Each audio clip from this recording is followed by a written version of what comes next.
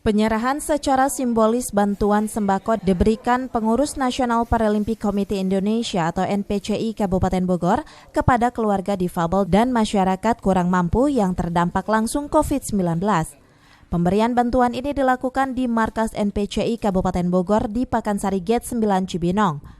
Ahmad Ade selaku Ketua Umum mengatakan jika pemberian bantuan pangan ini merupakan inisiatif pengurus NPCI kepada keluarga difabel, atlet, dan masyarakat yang saat ini terkena imbas COVID-19. Pengurus juga telah mempersiapkan ratusan paket sembako dan mendata semua yang berhak mendapatkannya agar pembagian yang dilakukan ini bisa tepat sasaran. 200 paket. Sasarannya? Untuk masyarakat yang umum dan juga untuk keluarga difabel. Kemudian mereka pembagiannya? Insya Allah ada ini nggak Pak? Ada pendataan dulu ada? Ya. Pendataan dulu ada nggak? Ya, pendataan jelas.